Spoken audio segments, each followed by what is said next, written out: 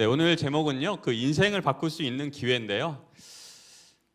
뭐 이제 한 80년, 90년 되셨으면 나의 인생을 어떻게 바꿀까? 네, 바꿀 수 있습니다.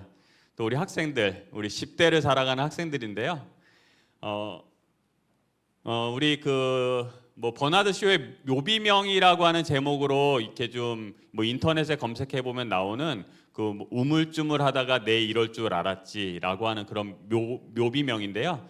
실제로는 사실은 그 영문 해석은 저 내용은 아니라고 합니다. 그 밑에 보면 이만큼 오래 살다 보면 이런 일이 일어날 줄 알았지, 뭐 이런 내용이라고 합니다. 어쨌든 그 시간이라고 하는 것이 대부분의 시간은 우리가 우물쭈물하다가 보면은 많은 시간을 놓치게 됩니다. 우리 여기 계시는 우리 많은 장로님, 집사님들도 아마 다 인정을 하실 것입니다. 시간이 이렇게 빨리 지나갈 줄 몰랐다. 네. 우리 지금 여기 학생들 앞에 많이 있는데요. 여러분들의 10대를 정말 즐거워하고 감사하고 여러분들의 10대를 정말 풍요롭게 보내셔야 합니다. 후회하지 않을 수 있는 시간으로. 10대 정말 금방 지나갑니다. 20대 더 빨리 지나갑니다. 30대 더 빨리 지나갑니다. 네. 그리고 우리 어르신들 되시면 뭐 60, 70 되시면 흔히 하시는 말씀이 시간의 속도가 60km, 70km, 80km 이렇게 지나간다고 합니다. 그래서 점점 더 빨리 시간이 흘러갑니다. 그래서 우물쭈물하지 마시고 여러분들에게 주어지는 오늘의 기회를, 오늘의 시간을 소중하게 생각하시고 잘 관리하셨으면 좋겠습니다. 제가 우리 학생들에게 여러분들의 인생, 여러분들의 미래에 대해서 단호하게 한 말씀 드리면 여러분들의 인생은 스마트폰의 사용 방식이 여러분들의 운명과 여러분들의 삶을 결정한다고 단호하게 말씀드릴 수 있습니다. 여러분들이 스마트폰을 어떻게 사용하느냐, 오늘 우리 담임 목사님 아까 광고하는 거 제가 밖에서 들었었는데요. 정말 스마트폰으로부터 정말 프리한 안식일, 사용하지 않는 안식일, 정말 이런 교회가 있을 수 있을까라는 생각을 했는데 교회가 있습니다. 처음에 스마트폰이 나왔을 때는요, 막 어르신들에게 스마트폰을 가지고 어떻게 성경을 볼 수 있나 막 이렇게 교회에서 막 가르쳐드리고 막 그랬었습니다. 근데 이제 시간이 지나고 나니까 처음에는 이러한 좀 순기능들이 있었죠. 성경도 있고 예언의 신도 있고 찬미가도 있고 음악도 들을 수 있고 설교도 들을 수 있고, 그런데 시간이 지나가다 보니까 스마트폰에 좋지 않은 기능들이 우리들의 삶을 이렇게 잠식해 가고 있다고 하는 것들을 경험하게 됩니다. 우리 학생들은 더 할 거고요. 뭐 저도 태어나서는 스마트폰이 없었죠. 근데 우리 학생들은 태어날 때부터 스마트폰이 있었던 학생들입니다. 아이폰이 있었고요. 안드로이드 폰, 갤럭시가 이제 막 발전하기 시작했었고요. 그래서 사실은 우리 학생들과 우리 성도님들의 삶은 전혀 다릅니다. 스마트폰이 없는 세상 사실은 상상하기 어렵죠. 그렇지만 우리 학생들에게 분명히 말씀드리는데요. 인생을 바꿀 수 있는 정말 소중한 기회입니다. 스마트폰을 안식일만이라도 덜 사용하는 것, 교회에서만큼 사용하지 않는 것, 정말 여러분들의 인생을 바꿀 거라고 목사님은 단호하게 말씀드릴 수 있습니다. 스마트폰 사용하다 보면요, 10분, 20분 금방 갑니다. 아마 설교 듣는 것보다 아마 이 스마트폰 사용하는 시간이 엄청 빨리 간다는 것은 아마 우리 성도님들도 아실 겁니다. 그러다 보면 그게 10분 되고 그게 20분 되고 그게 30분 됩니다. 그래서 그 시간을 통해서 여러분들이 스마트폰을 덜 사용하고 1시간, 2시간 공부한다면 아마 여러분들의 미래는 바뀔 거고요. 또 1시간, 2시간 말씀을 읽는 시간으로 사용한다면 여러분들의 믿음이 변화될 것입니다. 우리 성도님들도 마찬가지고요. 네. 자, 우리 또 오늘 우리 학생 전도회 시간이니까요. 자, 우리 5명의 학생을 좀 모셔보도록 하겠습니다. 5명의 학생 앞으로 어제 안 나왔던 학생들로 5명 학생들 나와보세요. 오늘 처음 온 학생들도 환영합니다.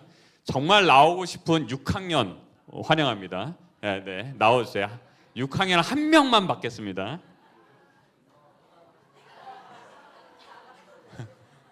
네, 6학년 나왔어요?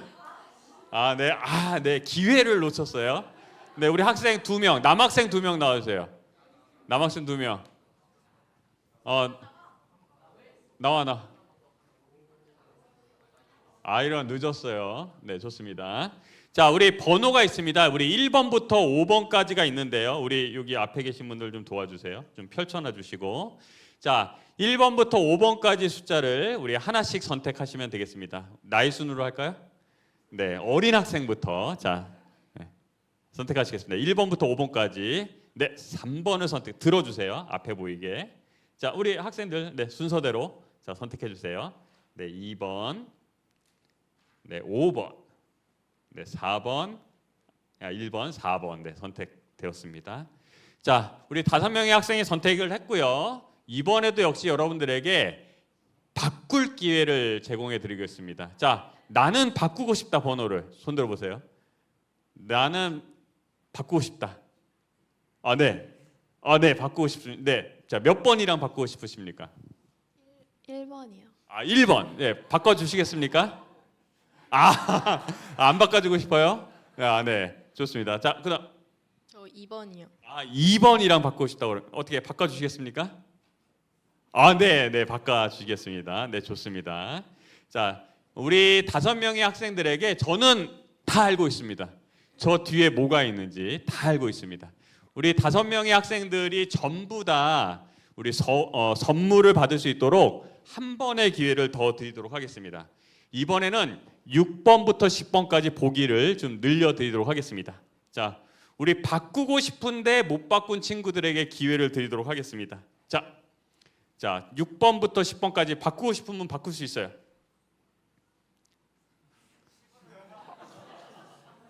네네, 한 명 바꿨습니다. 아까 1번 안 바꿔준다고 그랬는데 굳이 또 여기는 또 네, 좋습니다. 네, 우리 혜인이가 1번으로 바꿨습니다. 좋습니다.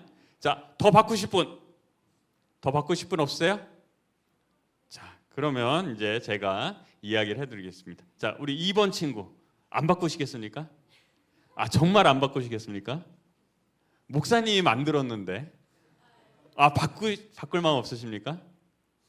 왜 나에게 바꾸라고 할까 생각 안 드세요? 예, 바꾸겠습니다. 자, 몇 번으로 바꿀까요? 네, 이렇게 눈치가 없을 수가. 또 바꿀 생각 없으십니까? 네, 바꿀게요. 네. 다시 원래로? 네, 조금 있다 다시. 자, 우리 10번 친구 바꿀 생각 없으세요? 없어요? 한 번 더 바꿀 기회를 드리겠습니다. 한 번 더. 한 번 더. 한 번 더. 한 번 더. 내가 왜 10번 친구한테 얘기하는지를 이해를 하셔야죠. 네네네, 저 바꿨습니다. 좋습니다. 자, 우리 한 번 더 마지막으로 기회를 드리겠습니다. 자, 바꾸시겠습니까? 저는 계속 기회를 드리고 있습니다. 왜 나한테 바꾸라고 그럴까? 옆에 친구들 좀 보고. 네, 좋습니다. 네, 우리 1번, 3번, 5번, 7번, 9번. 네, 또 바꾸라고 하면 또 좀 마음에 힘이 드니까 네, 뒤에 선물은 네, 전부 우리 선물을 받을 수 있게 됐습니다. 자, 제가 선물을 드리도록 하겠습니다. 자, 우리 하나씩 바꿔 들어가시면 되겠습니다. 자, 네.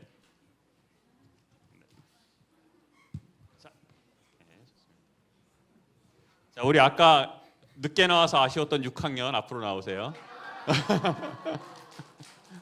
네. 이런 열정이 있으면 이런 기회는 옵니다. 네, 좋습니다. 사실은 우리 하나님은요, 우리 학생들을 있는 모습 그대로 사랑해 주십니다. 뭐 좀 잘 못해도, 뭐 좀 공부 못해도, 뭐 가진 거 별로 없어도, 뭐 외모가 조금 덜해도 우리 하나님은 여러분들의 있는 모습 그대로 사랑해 주십니다. 혹시 뭐 부족한 부분이 있어도 뭐 신앙적으로 뭐 교회에 나오는 거 뭐 이런 것들로 인해서 뭐 좀 부족한 부분이 있어도 우리 하나님은 있는 그대로 여러분들을 사랑해 주십니다. 그거는 변치 않는 진리입니다. 하나님은 누구를 사랑하세요? 죄인들을 사랑하십니다. 그렇기 때문에 우리 여기 계신 성도님들이 어떠한 삶을 살아가든지 상관없이 하나님은 우리 성도님들을 끝까지 사랑하십니다. 이건 변치 않는 진리입니다. 그러나 우리 하나님께서는 그러할지라도 여러분들의 마음이 하나님께로 또 변화되기를 원하시는 것도 역시 우리 하나님의 마음이십니다. 우리 어제 읽었던 말씀입니다. 우리 전도서 3장 1절 우리 같이 읽도록 하겠습니다. 시작. 세상의 모든 일은 다 정한 때와 기한이 있다. 오늘은 우리가 안식일이고 또한 우리 학생들을 위해서 말씀을 우리가 함께 나누는 시간입니다. 우리 학생들도 그리고 우리 성도님들도 우리 말씀을 통해서 나의 인생을 바꾸기를 원하시는 그 하나님의 은혜를 한번 생각해 보셨으면 좋겠습니다. 사실은요, 기회도 어려움도 갑자기 이르는 순간은 없습니다. 어떤 사람이 갑자기 교회에 나온다든가, 어떤 사람이 갑자기 공부를 잘하게 된다든가, 어떤 학생이 갑자기 성격이 나빠진다든가 이런 일은 없습니다. 전부 다 뭔가 다 일이 있어요. 계속해서 뭔가가 쌓여집니다. 뭔가 변화가 있어요. 우리 학생들도 마찬가지고 우리 성도님들의 삶도 마찬가지입니다. 그래서 어떤 삶을 계속해서 살아가다가 보면 어느 순간 긍정적 변화든 부정적 변화든 어떤 사건이 발생하게 됩니다. 물을 끓이는 걸로 예를 들어놨습니다. 물을 끓이면요 97도 됐을 때도 안 끓습니다. 98도에도 안 끓습니다. 99도가 돼도 안 끓습니다. 그러다가 100도가 되는 순간 물이 끓기 시작합니다. 그거를 우리가 흔히 끓는 점이라고 표현하고요. 저는 임계점이라고도 표현을 하겠습니다. 그래서 어떤 순간이 이르러 오면 그 일이 행동으로 나타나든지 우리의 삶의 모습으로 나타나든지 나타나게 되어 있습니다. 우리 학생들도 마찬가지예요. 공부도 마찬가지입니다. 수학 공부 계속 하는데 성적이 안 올라요. 포기해야 돼요? 포기하지 말아야 돼요? 포기하지 말아야 됩니다. 계속 하다 보면 어느 순간 성적이 오르는 순간이 반드시 옵니다. 영어도 마찬가지고요. 국어도 마찬가지고요. 신앙도 마찬가지입니다. 맨날 교회에 오는데 변화가 없는 것 같아요. 맨날 똑같아. 지난주나 그 지난주나 이번 주나 똑같아. 그래도 포기하지 말아야 됩니다. 왜냐하면 그 시간은 반드시 옵니다. 그래서 임계점, 우리가 이게 최대 정지 마찰력 우리 과학 시간에 그런 표현을 쓰는데요. 언제가 가장 힘드냐면 움직이기 직전이 가장 힘듭니다. 이 물건을 밀기 시작하면요, 이 물건이 움직이기 직전이 제일 힘들어요. 그 순간만 넘었으면 그 다음부터는 힘이 덜 듭니다. 공부도 마찬가지고요, 신앙생활도 마찬가지입니다. 여러분들의 일상적인 삶도 마찬가지예요. 지금이 제일 힘든 순간인데 그 순간간 넘어서면 신앙도 즐거움 속에서 우리의 신앙을 할 수도 있고요, 공부도 즐겁게 공부할 수 있는 순간이 옵니다. 그래서 저 어려운 순간을 넘어가는 게 필요해요. 근데 여러분들의 삶에서 그 부정적인 임계점을 알리는 경고등이 있습니다. 우리 부모님, 우리 10대의 부모님을 두신 우리 성도님들 한번 손들어 보십시오. 부모님 손들어 보세요. 부모님. 네, 내리시고. 초등학생 부모님. 네, 초등학생은 네, 내리십시오. 우리 학생들은 잘 들으셔야 됩니다. 부모님이 나에게 똑같은 잔소리를 한 번씩, 두 번씩, 세 번씩 계속 하시면 내가 뭔가 지금 잘못되어 가고 있는 거예요. 나의 습관이 뭔가 잘못되어 가고 있는 거예요. 그래서 우리 학생들이 학교를 첫날 지각하고 두 번째 날 지각하고 한 번은 그럴 수 있어. 두 번도 그럴 수 있어. 근데 그게 세 번, 네 번 반복되어지면 나의 삶에 뭔가 문제가 일어나고 있는 것입니다. 그 다음에 우리 학생들의 언어 표현도 마찬가지예요. 어느 순간부터 내 말 속에 부정적인 표현이 나온다든가 아니면 욕설이 나온다든가 아니면 비속어적인 표현이 조금씩 더 나오고 있으면 뭔가 내가 잘못되어 가고 있는 것입니다. 그래서 우리 학생들은 특별히 부모님이 나에게 하시는 말씀이 어떤 말씀인지, 선생님들이 나에게 하시는 말씀이 어떤 말씀인지, 목사님이 나에게 하시는 말씀이 어떤 말씀인지를 잘 듣고 잘 생각할 필요가 있습니다. 한 번은 그럴 수 있어요. 두 번도 그럴 수 있습니다. 세 번까지 참을 수 있어요. 근데 네 번 반복되고 다섯 번 반복되고 여섯 번 반복되면 나에게 뭔가 문제가 있다라고 하는 것들을 여러분들이 생각해 보셔야 합니다. 생각해 보셔야 돼요. 우리 삶의 운명이 이렇게 변해가는 과정인데요. 심리학자 윌리엄 제임스가 말했다고 표현하고 있는데요. LA 트와이트도 똑같은 표현을 했습니다. 똑같은 말씀을 했어요. 생각이 뭘로 나타난다고요? 행동으로 나타나고요. 그 행동이 반복되어지면 뭐가 된다는 거예요? 습관이 된다는 거예요. 그리고 그 습관이 반복되어지면 그게 인격이 되고 그 인격이 결국에 뭘 결정한다고요? 운명을 결정한다라고 표현하고 있습니다. 그 사이사이마다 임계점들이 있어요. 임계점들이 있습니다. 좋은 생각해요. 좋은 생각해야 돼요. 근데 여러분, 생각은요, 그냥 어디선가 뚝 떨어진 것 같지만 그 생각은 언젠가 내가 보았고요, 내가 들었고요, 그런 것들이 결국에 나의 생각을 가져옵니다. 그래서 우리 학생들이 좋은 책 읽는 거 중요하고요, 좋은 것 보는 거 중요하고요, 좋은 것 듣는 거 중요합니다. 왜냐하면 내가 들었던 것, 내가 보았던 것, 내가 읽었던 것, 그것들이 나로 하여금 뭐하게 만들어요? 생각하게 만듭니다. 생각.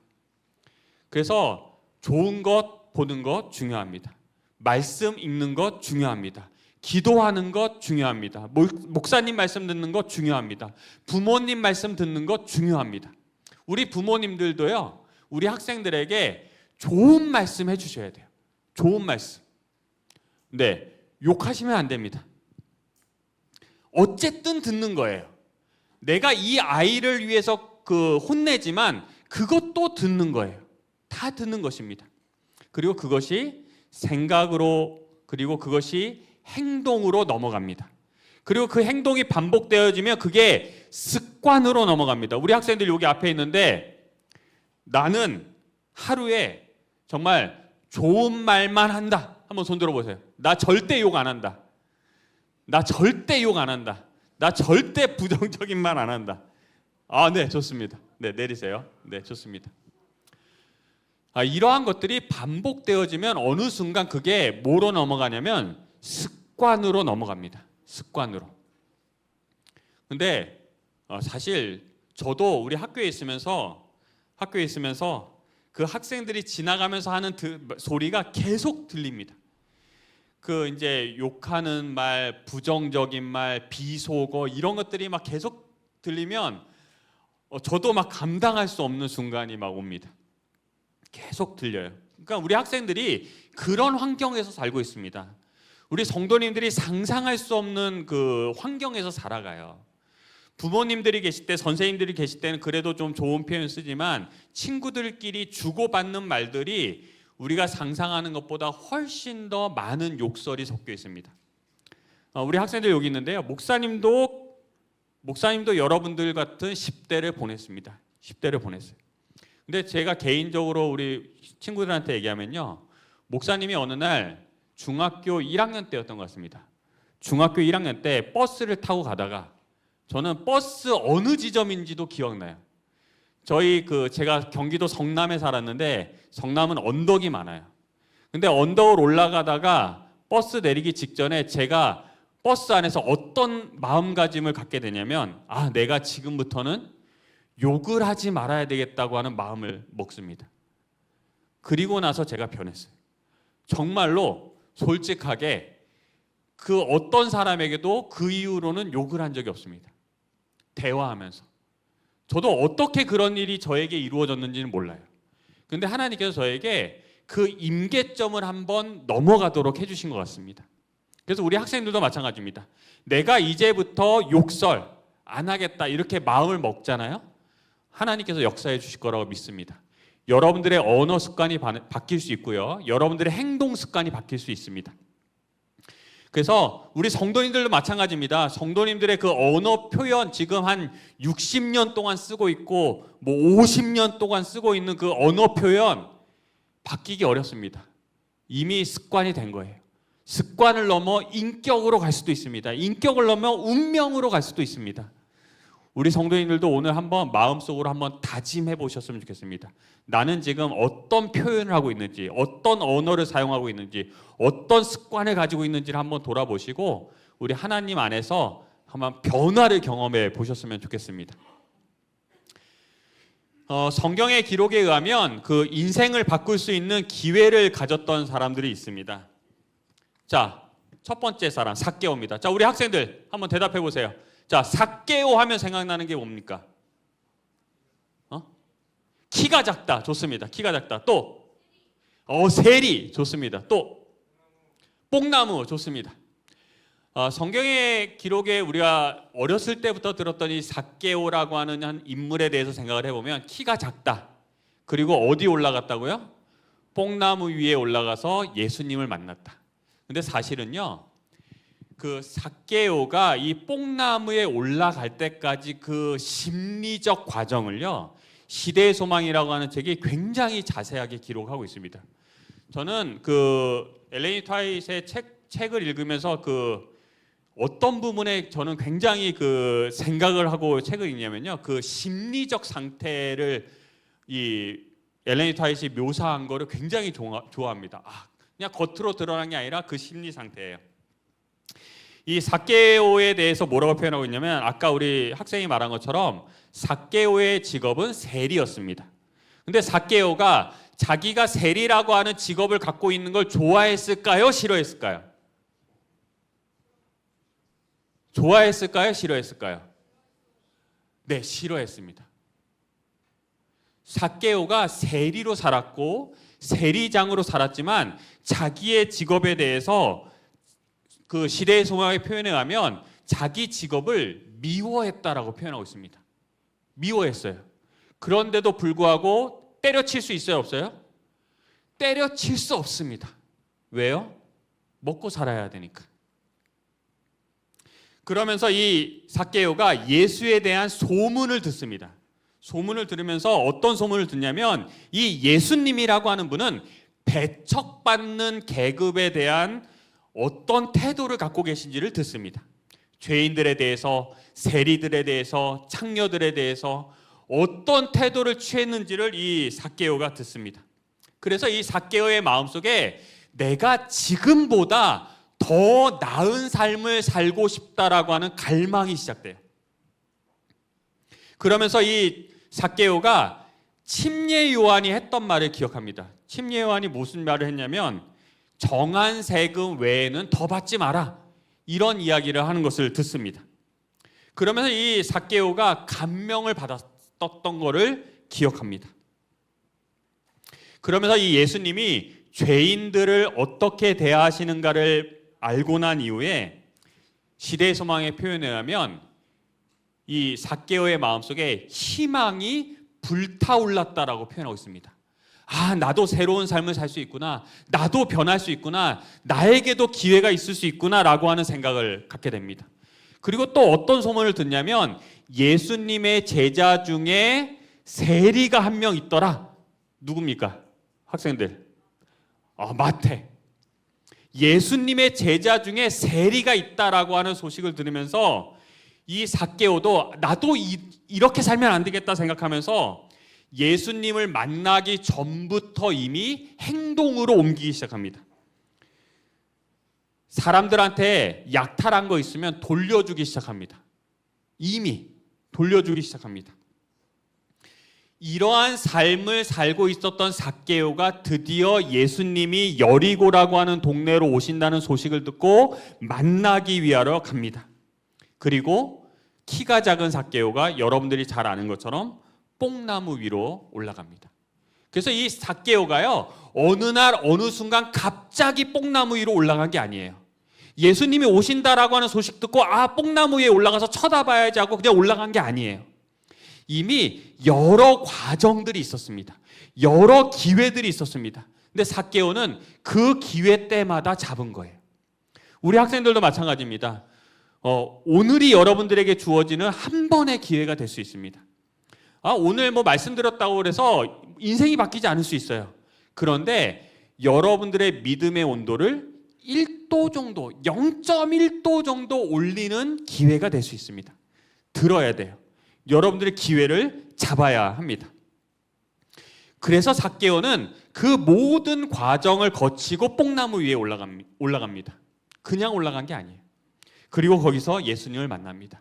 그리고 예수님께서 내가 너의 집에 유하겠다고 하는 말씀을 듣고 내가 내 소유의 절반을 가난한 사람들에게 주고 그 다음에 내가 토색한 것이 있으면 4배나 갚겠습니다. 이 말이 그냥 나온 게 아니에요.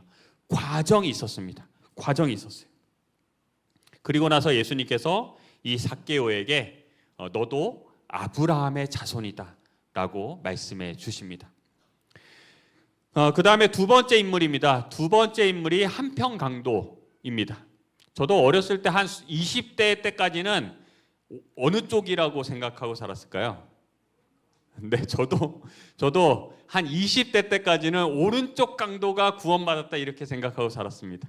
네, 근데 한편 강도입니다. 어느 쪽인지 몰라요. 예수님이 십자가가 저 세 개 중에 어디입니까? 예수님의 십자가가 가운데 있습니다. 인간이 이래요. 제사장들이 예수님을 십자가에 못 박아야 되는데 못 박을 때 어디다 세워야 돼요? 예수님은 저 가운데다 세워야 돼요. 그래야 직성이 풀려요.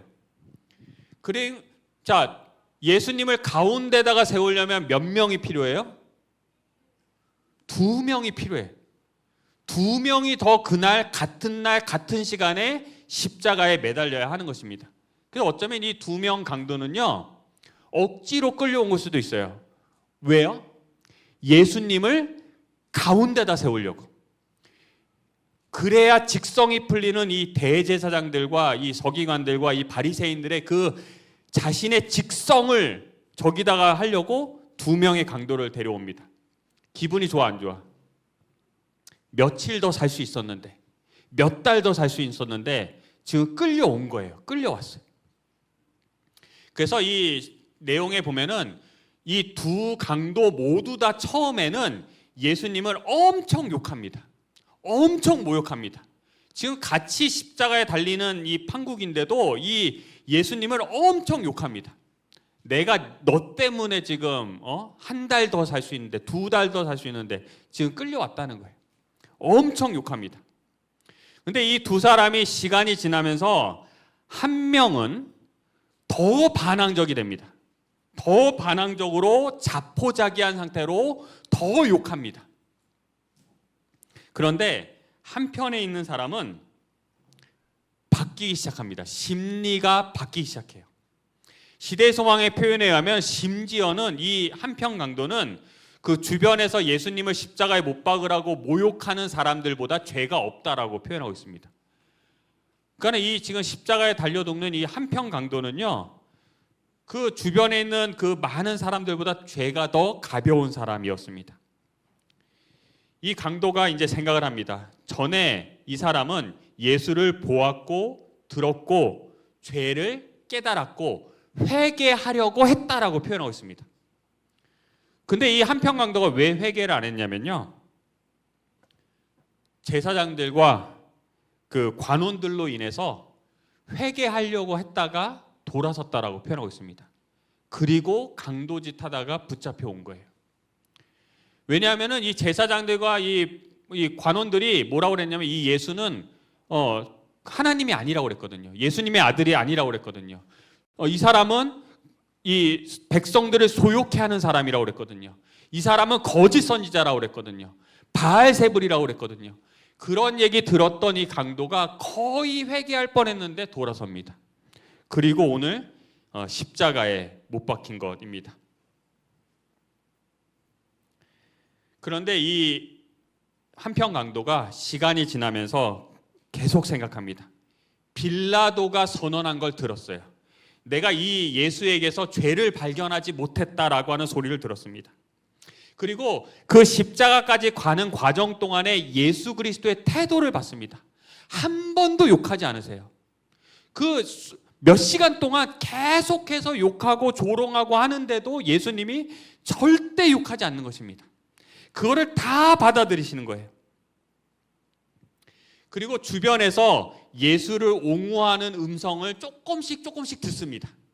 그리고 주변에서 하는 말을 들어요. 아유, 저 사람이 어떤 병자도 고쳤는데, 저 사람이 5,000명도 먹였는데, 저 사람이 그런 사람이었는데 아이고 결국에 죽는구나. 이런 얘기를 주변에서 듣습니다. 그러면서 계속 생각해요. 계속 생각하면서 마침내 기회를 잡습니다. 이분이 나를 용서해 주실 수 있다.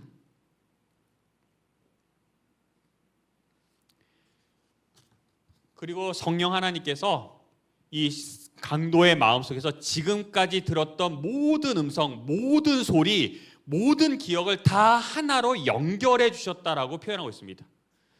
자, 우리 여기 학생들 앉아 있고요. 우리 성도님들 앉아 계신데요. 우리 성도님들이 들었던 그 성경 말씀들, 그 설교 말씀들, 여러분들이 공부했던 교과 공부 내용들 다 각각 따로 노는 것 같은데요. 성령 하나님이 함께 하시면 그 모든 지식을 다 하나로 연결해 주시는 때가 온다는 거예요.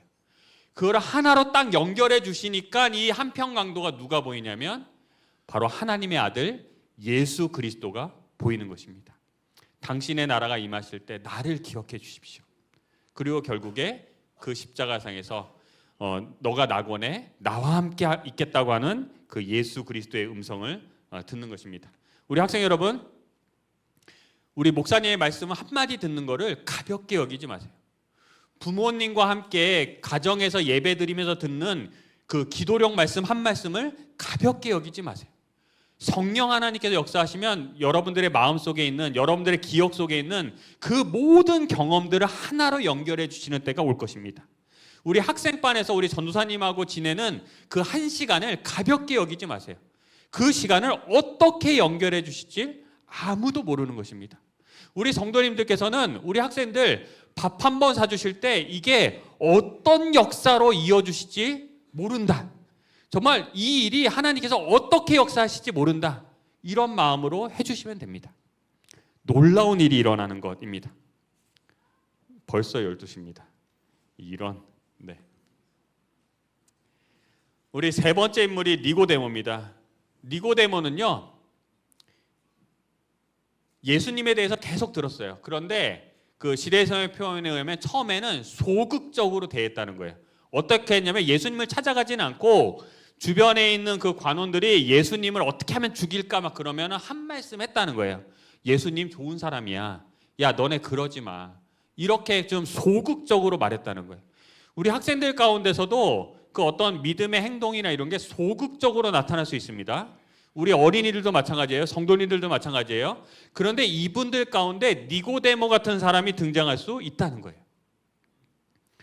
그러면서 이 소극적인 이 니고데모가 말씀을 연구합니다. 말씀을 연구하다가 어떤 예수님을 만나냐면 성전에서 장사하던 사람들을 내쫓는 예수님을 봅니다. 와, 내가 저거 하고 싶었는데. 와, 내가 저것 때문에 답답했는데. 그랬던 이 니고데모가 드디어 예수님을 찾아갑니다.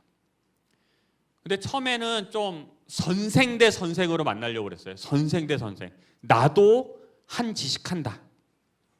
그런데 예수님과 대화가 길어지면 길어질수록 그리스도께 이끌려 갑니다. 그리고 예수님께서 말씀하신 모세가 광야에서 뱀을 든 것 같이 인자도 들려야 하리니 그때 내가 모든 사람을 내게로 이끌겠다고 하는 이 예수님의 말씀을 듣고 돌아서서 옵니다. 그때 마음속에 십자가를 마음에 품고 돌아옵니다. 그런데 잘 아시는 것처럼 3년 동안 아무런 결과가 없습니다. 3년 동안 아무런 나타나는 것이 없습니다. 그런데 예수 그리스도께서 십자가에 죽으시고 승천하신 후에 그 어린 교회, 약한 교회를 돌보기 위해서 이 니고데모가 자신의 재물을 다 사용합니다. 재물을 다 사용하고 제자들을 격려합니다. 너네들 힘내. 예수님 다시 오셔. 예수님이 우리를 위해서 십자가에 돌아가셨어. 전면에 나서가지고 제자들을 격려하고 자신의 재물을 사용하고 이 어린 교회를 부양하는 일을 합니다. 그러면서 시대의 소망의 표현에 의하면 이 니고데모는 세상 재물에 가난하게 됐지만 믿음은 흔들리지 않았다라고 표현하고 있습니다. 그래서 우리 여기 있는 학생들이 니고데모 같은 친구들이 있을 수 있어요. 지금은 별로 변화가 없을 수 있습니다. 1년을 기다려도 2년을 기다려도 3년을 기다려도 여러분들 스스로 내가 생각해도 변화가 없다라고 하는 생각이 있을 수 있어요. 그런데 하나님의 역사가 함께 하시면 여러분들의 삶에 변화가 있을 수 있습니다. 기회를 잡으셔야 됩니다. 근데 성경의 기록에 의하면 인생을 바꿀 수 있는 기회가 있었지만 그 기회를 놓친 사람도 등장합니다. 첫 번째 사람이 가룟 유다입니다. 가룟 유다의 표현에 의하면 참 저는 이 내용을 읽으면서 너무 마음이 아팠습니다. 엘렌 화이트가 뭐라고 표현하냐면요.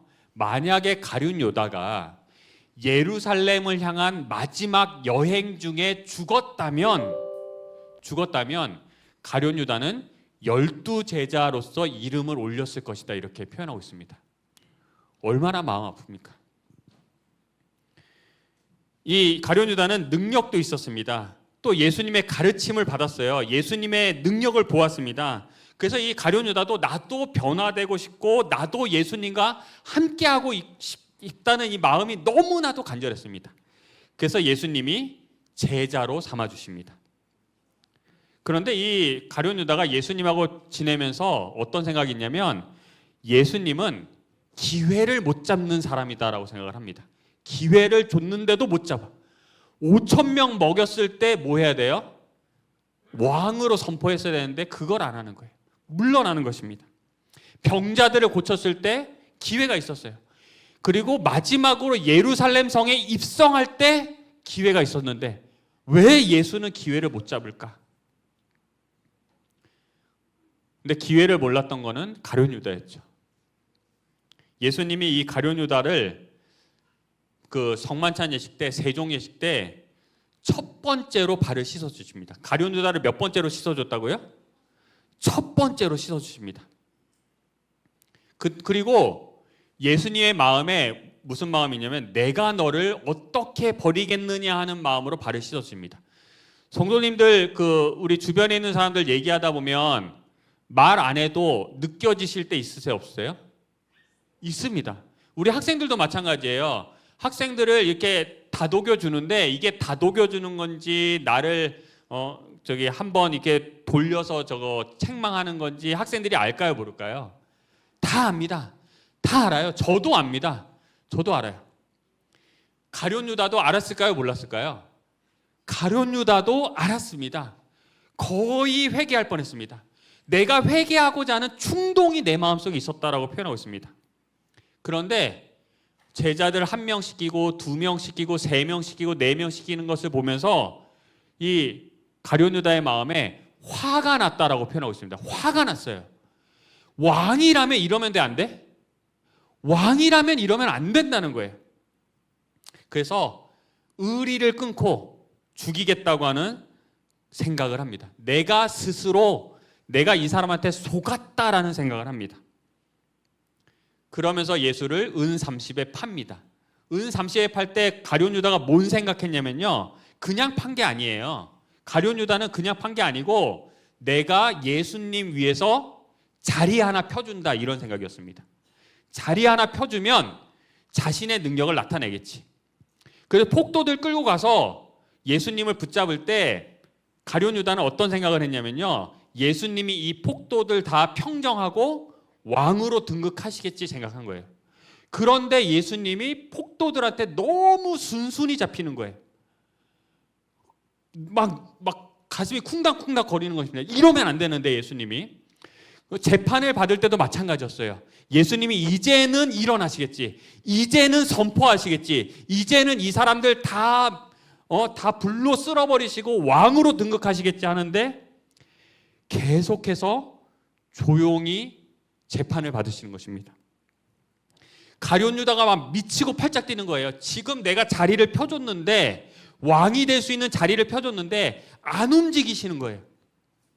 그래서 여기 시대의 표현에 의하면 예수님 발 앞에 엎드려서 예수님 제발 능력을 좀 발휘해 주세요. 예수님 제발 왕으로 선포해 주세요. 예수님 제발 여기서 이 사람들 다 쓸어버려 주세요. 이러는데 예수님이 뭐라고 말씀하시냐면 내가 이때를 위하여 났다.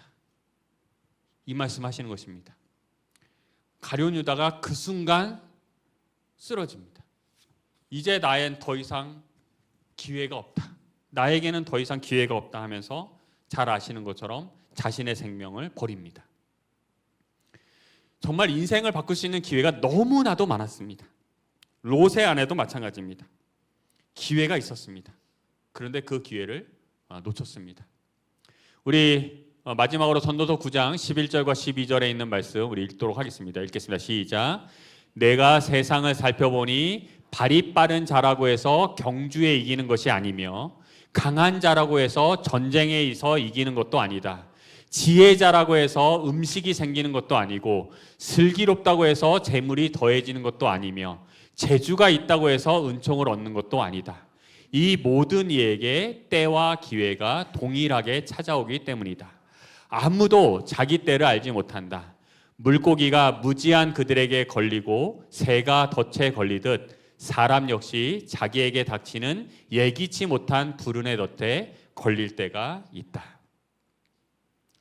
우리 학생 여러분, 여러분들이 공부 잘한다고 다 성공하는 거 아니에요.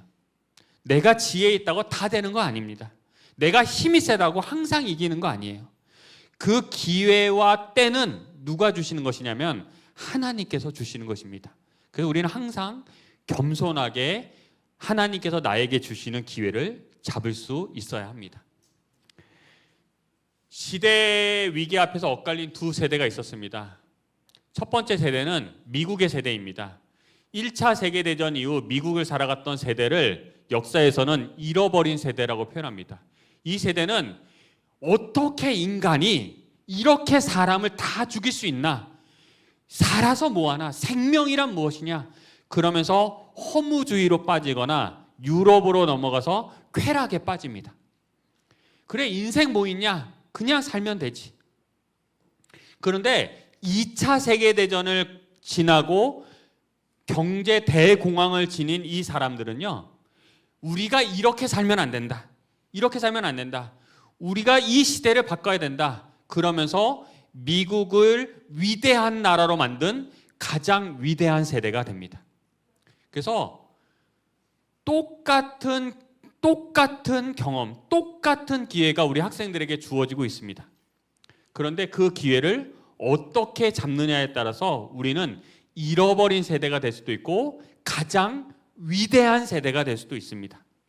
우리 성도님들도 마찬가지입니다. 우리 성도님들에게 주어지는 기회를 어떻게 잡느냐에 따라서 우리는 잃어버린 세대가 될 수도 있고 가장 위대한 세대가 될 수도 있습니다.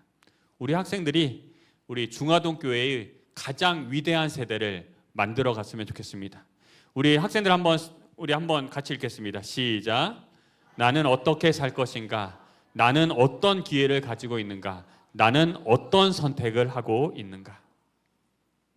우리 전도서 12장 1절 말씀 읽고 우리 마치도록 하겠습니다. 읽겠습니다. 시작.